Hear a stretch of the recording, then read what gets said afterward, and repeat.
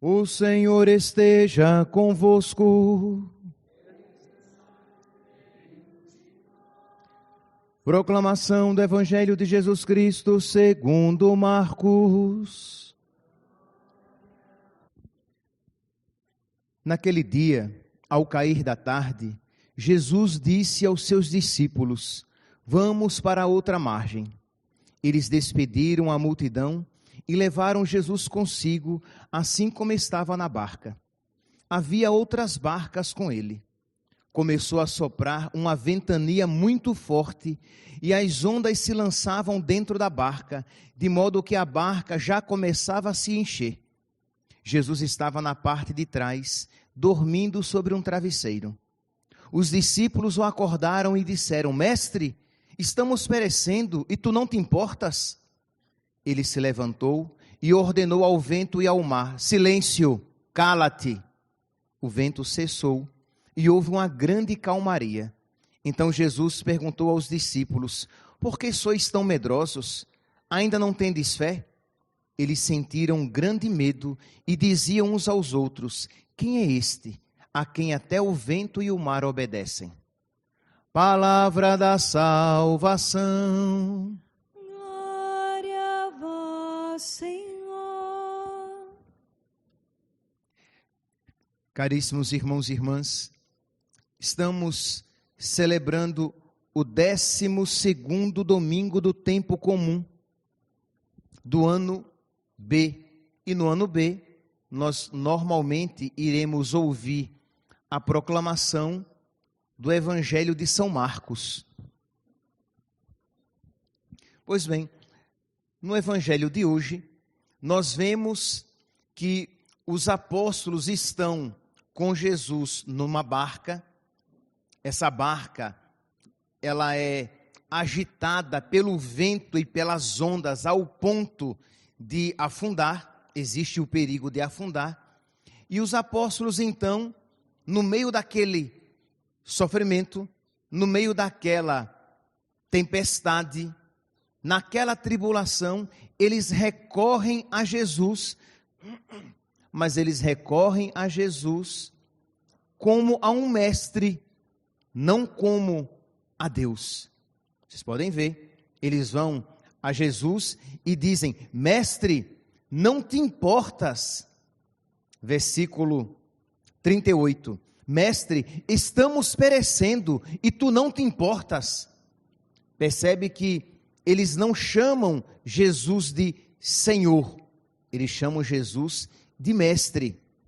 E Jesus percebe que eles não têm ainda uma fé suficiente, uma fé verdadeira, uma fé madura, completa, porque Jesus mesmo diz depois: Por que sois tão medrosos? Ainda não tendes fé? Isso é, Jesus percebeu que eles não tinham fé nele ainda, viam em Jesus apenas um mestre, um rabi, e como qualquer mestre e qualquer rabi da época, por melhor que fosse, não teria autoridade sobre o mar e sobre o vento. Eles tinham Jesus em alguma conta, mas eles não conheciam Jesus ainda de fato, porque, meus irmãos, o nosso conhecimento de Cristo, ele nos vem pela fé. Na segunda leitura de hoje, retirada da segunda carta de São Paulo aos Coríntios, São Paulo, ele diz assim: Assim, doravante não conhecemos ninguém conforme a natureza humana. E se uma vez no passado conhecemos Cristo segundo a carne, agora já não o conhecemos assim. Porque São Paulo agora conhece Cristo pela fé. Então, os apóstolos, eles conheciam Jesus, mas conheciam superficialmente. Os apóstolos, eles tinham algum respeito e admiração por Jesus, afinal de contas, eles tinham deixado muita coisa para seguir Jesus. Eles já tinham alguma fé, mas não tinham ainda uma fé madura, uma fé completa, uma fé verdadeira, e o próprio Jesus isso testifica. E nós podemos ver, meus irmãos, que de alguma maneira, isso se aplica ao mundo, porque o mundo inteiro admira Jesus. Tirando, sei lá, os satanistas, tirando os loucos, os perversos, o mundo inteiro admira Jesus. Até quem não é cristão vai dizer que Jesus é um grande mestre, vai dizer que Jesus é um espírito iluminado, um espírito evoluído, vai dizer que Jesus é um avatar. Então, o mundo inteiro admira Jesus. Mas quem não sabe que Jesus é Deus e nosso Salvador, não sabe muita coisa, não sabe o principal, de modo que nós podemos dizer que não sabe nada, porque conhece apenas o invólucro, conhece apenas bem medíocre e superficialmente, porque não conhece o que de fato Jesus é. Imagine alguém que me conhecesse, que dissesse me conhecer, mas que não soubesse que eu sou um ser humano e que eu sou padre. Não conhece nada. Tá bom, me viu, mas ele não sabe que coisa sou eu, porque ele não sabe o que é um ser humano, e muito menos que eu sou padre. É o mesmo de olhar Jesus e não saber que ele é Deus, e de que ele é o nosso Salvador.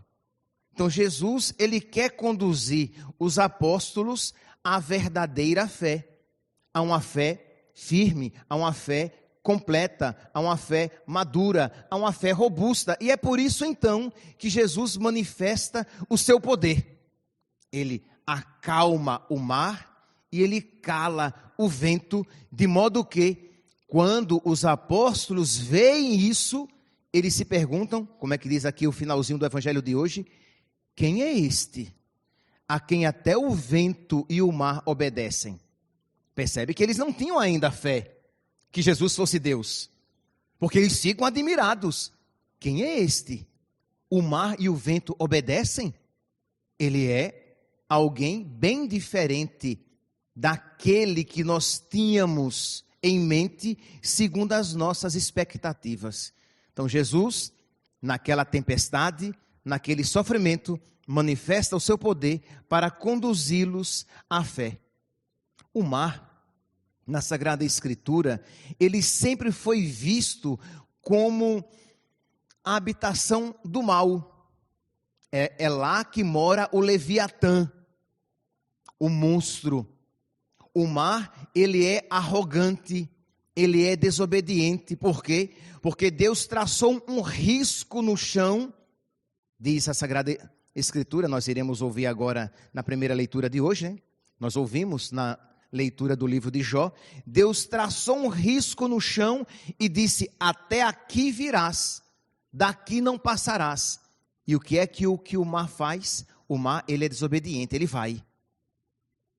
Isto é, a onda se precipita tentando passar até os limites que Deus já havia pré-estabelecido. Até aqui virás, daqui não passarás.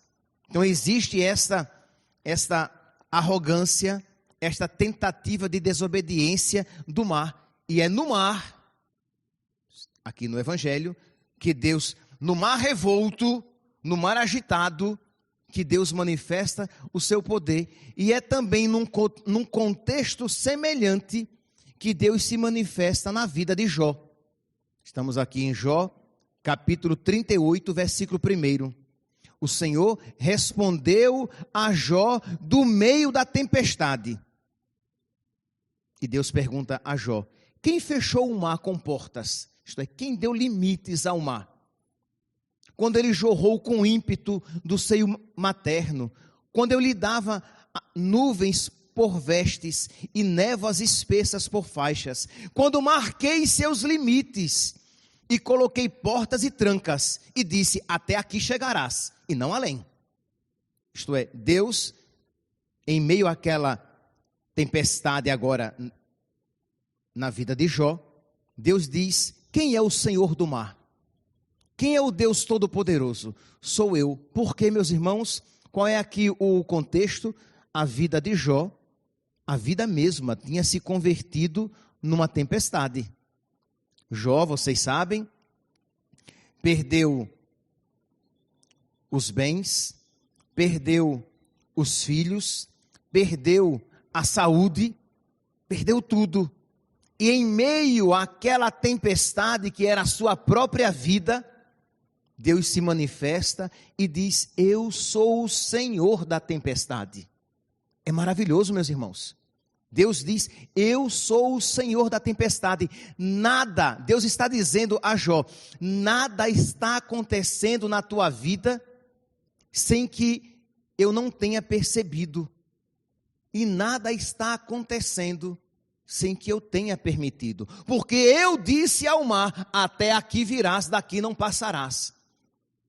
E aqui o mar, a tempestade, no caso da primeira leitura, é um símbolo da vida de Jó, que era semelhante a um mar tempestuoso, a um mar agitado, a um mar bravio.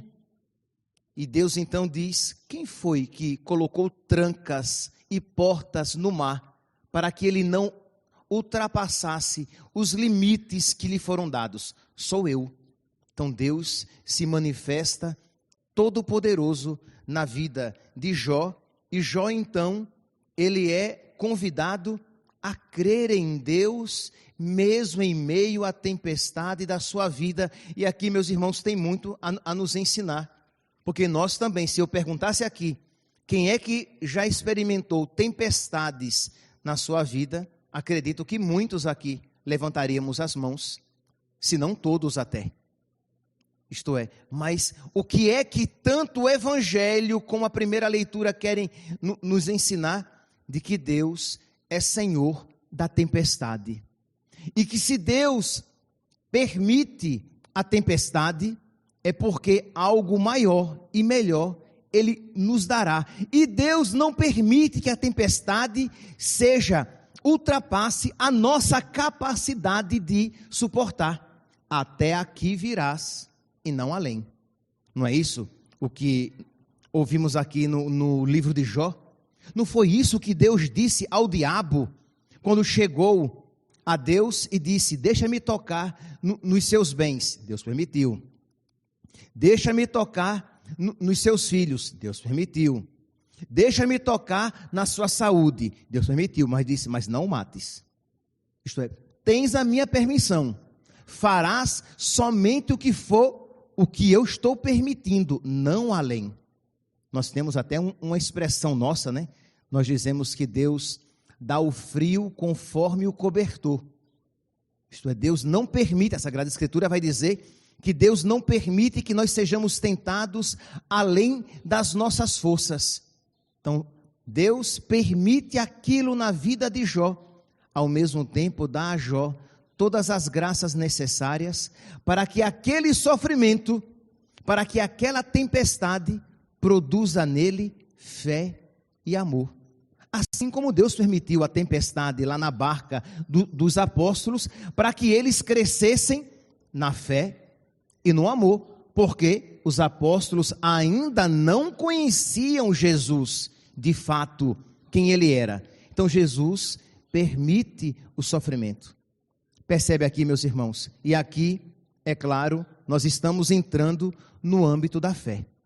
Quem tem fé, crê, sabe que se Deus me permite um sofrimento, se Deus me permite uma cruz, é porque existe uma ressurreição.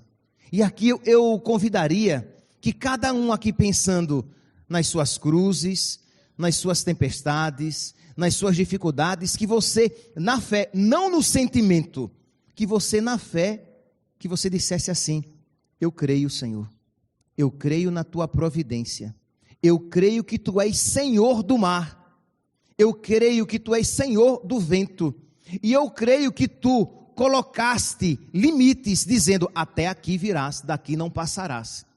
Isto é, tudo o que me acontecer está dentro dos teus desígnios, e eu me dobro diante da tua vontade, eu me dobro debaixo da tua vontade, e eu amo a tua vontade. Eu não apenas me dobro, diante de Deus, mas eu amo Deus. Por quê? Porque eu sei, Senhor, que tudo isso é muito bom, embora eu não veja agora. Isto é, quando os apóstolos estavam lá na barca, saculejada pelo mar e pelo vento, eles não viam coisa boa naquilo. Eles estavam aterrorizados. Eles se voltaram para Jesus e disseram: Mestre, estamos perecendo e tu não te preocupas? Porque qual é a nossa tentação quando nós estamos sofrendo? De achar que Deus dorme. E é interessante que Jesus aqui se apresenta dormindo sobre um travesseiro, porque a imagem que Jesus ele quer passar para quebrar essa má interpretação é esta, que no sofrimento Deus está indiferente, Deus está dormindo num travesseiro. Mas como é que diz o Salmo 120, versículo 4? O guarda de Israel não dorme nem cochila. O guarda de Israel não dorme nem cochila, meus irmãos, pelo amor de Deus, quando estamos sofrendo, Deus não está dormindo. Quando estamos sofrendo, Deus não está distante de nós. Eu sei, e eu digo isso porque eu também já experimentei na minha vida, eu tenho família, eu tenho vida, então quem tem família sofre. E quem vive sofre, porque a cruz faz parte da existência humana. Desde que os nossos primeiros pais pecaram, que o sofrimento entrou no mundo. Então, só que nós que cremos, somos chamados a viver o sofrimento como cruz. E toda cruz tem ressurreição. Quem não crê, vive o sofrimento como sofrimento sem sentido.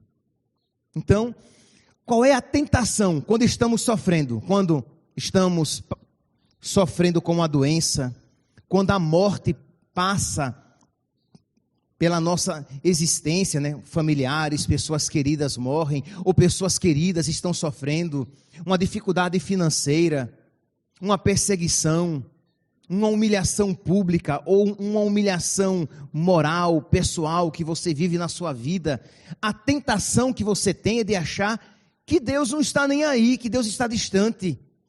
Mas isto é uma tentação e é a ocasião de você dar o passo na fé e, não obstante os seus sentimentos, dizer: Senhor, eu creio. E eu creio não porque sinto, mas porque eu creio no teu amor. Porque eu escolhi crer no teu amor. Porque sim, a fé é também um ato de vontade. Ninguém crê, diz Santo Tomás, sem querer. Então eu quero, claro, sempre sustentado pela graça, sempre movido e sustentado pela graça, mas eu quero, e eu digo: eu creio, Senhor, eu creio no teu amor. Quando Lázaro morreu, diz que Marta corre, vai ao encontro de Jesus e diz: Senhor, se estivesses aqui, meu irmão não teria morrido. Percebe? Essa é a tentação sempre nossa, isto é, de achar que se Deus estivesse conosco, o mal não teria acontecido. E assim pensou a irmã de Lázaro: Senhor, se o Senhor estivesse aqui, meu irmão não teria morrido. E não é assim, meus irmãos. A interpretação não é essa. Isto é, se o Senhor estivesse aqui, meu irmão não teria morrido. Como meu irmão morreu, é porque o Senhor não estava aqui. E é assim que a gente às vezes pensa: se o Senhor estivesse aqui, eu não estaria sofrendo.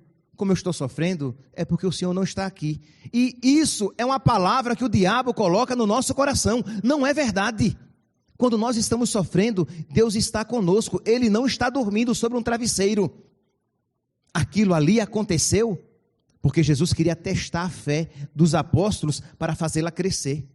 Jesus queria encontrar um terreno propício no coração deles, para que eles recebessem mais amor, e eles amassem e crescem mais em Jesus, e reconhecessem nele aquele que ele é, Deus. Então, precisamos olhar para a nossa vida, e talvez seja algo passado, mas talvez seja algo presente, pelo qual você esteja passando agora, e você, repito, desprovido de sentimento, não espere sentir quando estamos no início da nossa caminhada com Deus, não poucas vezes fé e sentimento estão separados. Então você, independentemente dos seus sentimentos, você diz: eu creio no amor de Deus. Eu creio que eu estou sendo amparado por Deus. Eu creio que Deus está comigo em meio a esta tempestade. Eu perdi os meus bens, eu perdi os meus filhos, eu perdi a minha saúde. Estou me referindo aqui a Jó, né? Mas poderia ser a vida de qualquer um. Eu perdi os meus bens, eu perdi os meus filhos, eu perdi a minha saúde. A minha esposa está dizendo: onde é que está o teu Deus? Que a esposa de Jó dizia isso: onde é que está o teu Deus?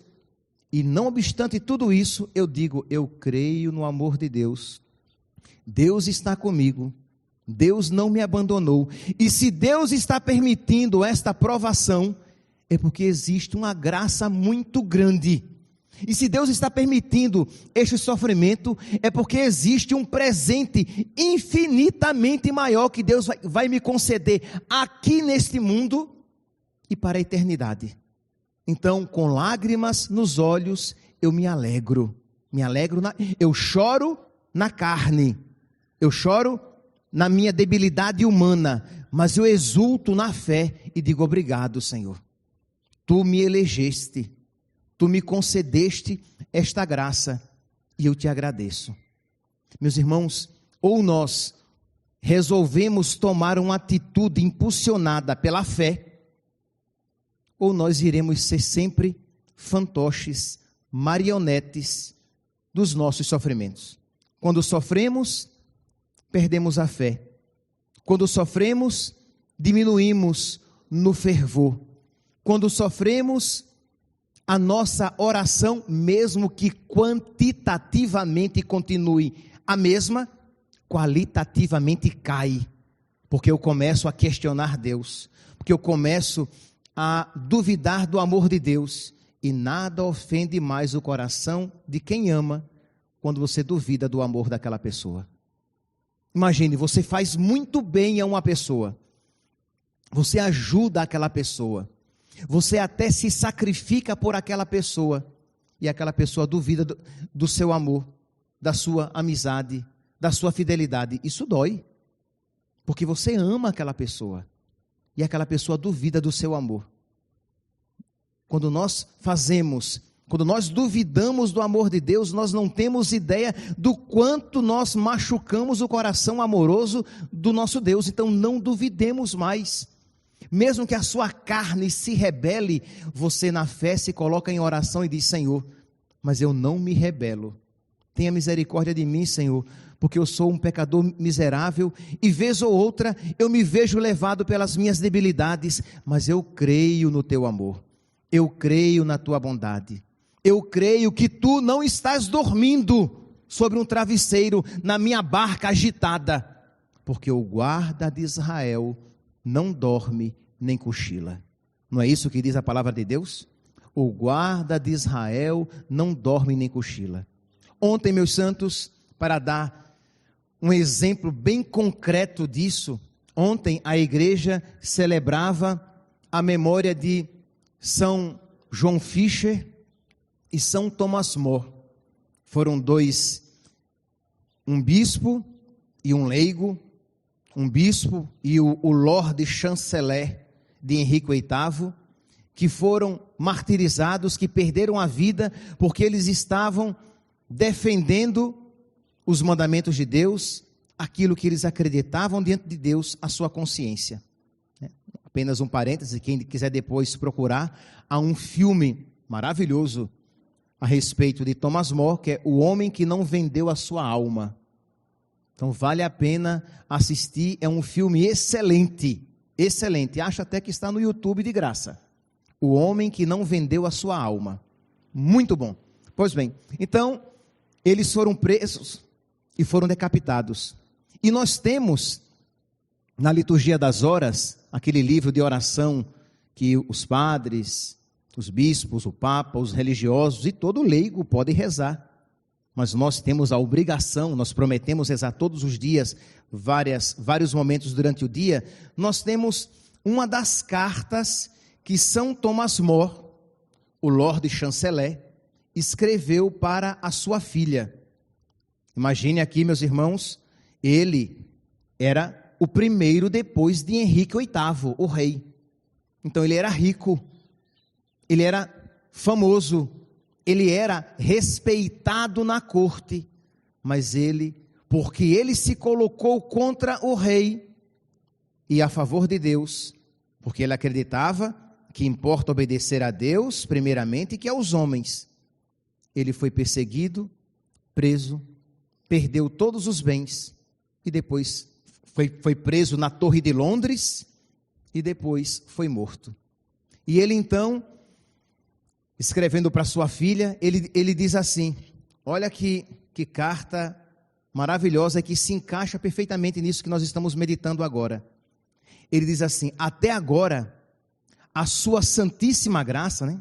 A graça de Deus, a sua santíssima graça me deu forças para tudo desprezar no íntimo do coração, riquezas, rendimentos e a própria vida. Isto é, por causa de Deus, ele estava disposto a perder tudo. Imagine aqui o sofrimento, porque inclusive a esposa de Thomas More pediu que ele desse um jeitinho brasileiro. Por quê? Porque eles estavam passando fome. Ele tinha um filho e 3 filhas. E os filhos estavam passando fome, porque estavam sendo perseguidos pelo rei. Os seus bens todos foram apreendidos. E eles estavam passando aquela dificuldade. E vocês podem imaginar o sofrimento deste bom pai, deste homem santo. Imagine, se os pais pecadores sofrem com o sofrimento dos seus filhos, imagine os pais que são santos.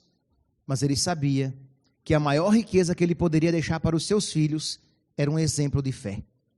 Então ele, mesmo sabendo que os filhos estavam passando por dificuldade, ele estava disposto a viver aquela situação alicerçado em Deus. E aí ele continua, minha paciência, unida aos méritos da paixão de Cristo, aliviará as penas que eu mereço no purgatório. Isto é, isso que eu estou sofrendo, de alguma maneira, vai amenizar as minhas penas no purgatório e, graças à bondade divina, aumentará também um pouco a minha recompensa no céu.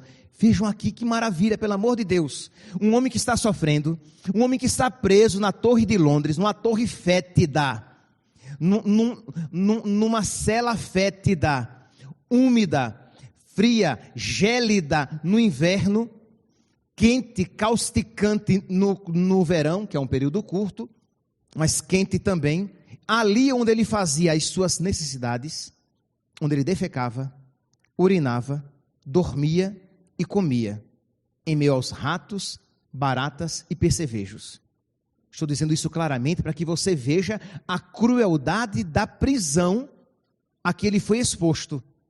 E ele, naquela prisão fétida, naquele sofrimento atroz, ele diz, Deus está permitindo isso, porque ele vai abreviar os meus sofrimentos no purgatório, que eu sei que eu mereço, e bondosamente ainda vai aumentar o meu prêmio no céu. Romanos capítulo 8, versículo 18, eu tenho para mim que os sofrimentos da vida presente nem devem ser comparados com a recompensa, com a glória futura. O problema, meus santos, e eu digo isso a vocês e a mim, é que nós, quando sofremos, nós nos esquecemos do céu. Aí pronto, o sofrimento é esmagador. O problema é que quando nós sofremos sem fé. E é claro que o sofrimento sem fé, ele é destrutivo, destruidor. Mas se você sofre com Deus, sabendo que aquele sofrimento unido a Deus vai lhe conceder muitas graças aqui e para a eternidade, você sofre com outro ânimo, você sofre com outro espírito. Quando você sofre e você diz, o meu Deus é tão bom, que se Ele está permitindo este sofrimento, é porque existe algo infinitamente maior reservado para mim. Então, Senhor, mesmo na dor, eu digo obrigado. Você não diz obrigado fundado no afeto, você diz obrigado fundado na fé. Porque você crê que Deus é bom e Deus não permitiria aquela cruz tão pesada se não houvesse uma graça infinitamente maior. Então nós precisamos nos exercitar na fé, e a fé se exercita, assim como se exercita um músculo. Então você vai fazer uma corrida, tenho certeza que muitos aqui, vocês podem achar que é exagero meu, mas não é. Eu tenho certeza que muitos aqui não aguentariam 10 minutos de corrida contínua, colocaria um palmo de língua para fora. Mas se você se exercitar, tiver constância, tiver disciplina, tiver frequência, né, tiver uma continuidade, você daqui a um mês, você já estará correndo 20, 25 minutos, 30 minutos, quem sabe, sem parar, com a certa dignidade, sem colocar um palmo de língua para fora, porque você se exercitou. Da mesma maneira, se você vai exercitar um músculo, no início você pega um peso X com certa dificuldade, depois você já pega 3X, com garbo, com elegância, porque você está forte, você nem faz, porque você está forte. Da mesma maneira, meus santos, mutatis mutandis, quando você se exercita na fé, rezando e pedindo a Deus, meu Deus, aumenta a minha fé. E aí você vai combatendo os seus pecados, que são aquelas realidades que vão destruindo a sua fé, e você vai procurando viver a santidade, praticando as virtudes, se alimentando com a Eucaristia, ouvindo a palavra de Deus, e tudo isso vai lhe fortificando espiritualmente, e a sua fé vai crescendo, e você vai começando a viver pela fé, porque o justo vive pela fé. Então nós precisamos nos fortificar, nos exercitar na fé, para que nós nos preparemos para esta vida, para viver esta vida, as alegrias e as tristezas, a saúde e a doença, na fé e não na carne. E por carne compreendamos aqui, simplesmente de uma maneira natural. Não, nós precisamos viver no Espírito, na sobrenaturalidade, a partir da luz do alto, porque nós enxergamos aquilo que normalmente não se enxerga. Então você está sofrendo. Quem não tem fé, vê apenas dor, degradação, humilhação. Mas para você que tem fé, você vê o que? Uma ocasião de crescer ainda mais na fé, no amor a Deus. E se o meu Deus que é bom, e Ele é muito bom, porque Ele morreu por mim, Ele fez tudo isso para mim, então Ele é muito bom, Ele tem o céu reservado para mim, então se Ele permitiu isso, é porque tem algo maravilhoso reservado, e eu digo, Senhor, obrigado. Eu ainda não vejo, mas eu creio. Então era nesse espírito que estava sofrendo São Thomas More. E aí, no finalzinho da carta, a carta é grande, no finalzinho da carta ele vai dizer, enfim, minha Margarida. Margarida era a filha dele para quem ele estava escrevendo. Enfim, minha Margarida, eu estou absolutamente convencido que sem culpa minha Deus não me abandonará. Eu estou sofrendo muito, mas eu tenho certeza que se eu não pecar, Deus não vai me abandonar. E se eu não pecar, tudo concorrerá para o meu bem. Continua. Por isso, com total esperança e confiança, eu entrego-me totalmente a Ele. Imagine, meus santos, não é alguém do alto do púlpito falando isso, é alguém na prisão, em meio às fezes, urina, rato, barata, percevejo, há meses preso ali, sabendo que a sua família está passando necessidade, e ele diz, eu me entrego totalmente a Deus e a sua santíssima vontade. E aí, ele vai fechar com chave de ouro, e é com isso que eu quero terminar a homilia de hoje. Nada, fica pois tranquila, minha filha, e não te preocupes com o que possa me acontecer neste mundo. Ele ia ser morto. Não te preocupes, minha filha, porque nada poderá acontecer que Deus não queira. Se Deus está permitindo, é porque de alguma maneira Ele quer. Nada pode acontecer nesse mundo que Deus não queira. E tudo o que Ele quer, mesmo que pareça mal, na verdade é bom? Não. O contrário de mal é bom, né? Ele não diz isso. Ele diz: e tudo aquilo que Deus quer, tudo aquilo que Deus permite, mesmo que nos pareça mal, na verdade é ótimo. Isto é, este superlativo aqui, ele nos impacta. Porque assim, seria, tá bom, se ele dissesse tudo que nos parece mal, na verdade é bom. Ele não diz. Porque de alguma maneira haveria uma equiparação entre o mal, entre o que é mal e o que é bom. Ele diz: tudo aquilo que nos parece mal, na verdade, é ótimo, é infinitamente bom. E é por isso então que ele morre. Mas ele morre com o coração em paz, com o coração alicerçado em Deus, porque ele sabe que o Deus que é bom só lhe permitiu aquilo porque tinha algo infinitamente melhor e maior para lhe conceder. Peçamos, meus santos, peçamos a Deus uma fé semelhante, fé esta que será poderosa em nós e na vida dos outros, da mesma maneira que até hoje, imagine, ele morreu, ele foi decapitado no século XVI, e até hoje a sua fé ainda nos instiga, ainda nos apaixona, ainda nos impacta. Imagine se nós, imagina que quase, talvez até um pouco mais, 1.000 pessoas, não sei, com a fé semelhante, o impacto que nós iremos causar na nossa família, no nosso trabalho, entre os nossos amigos, quando nós começarmos a viver de fé, quando nós tivermos uma visão de fé para todos os acontecimentos da nossa vida, os bons e aqueles que aparentemente são maus, os felizes e aqueles que aparentemente são tristes, mas quando você vê tudo a partir da luz de Deus, tudo ganha um outro significado, e eu não tenho dúvidas, meus santos, que isso é poderosamente transformador da nossa vida e da vida de todas as pessoas com quem nós entrarmos em contato.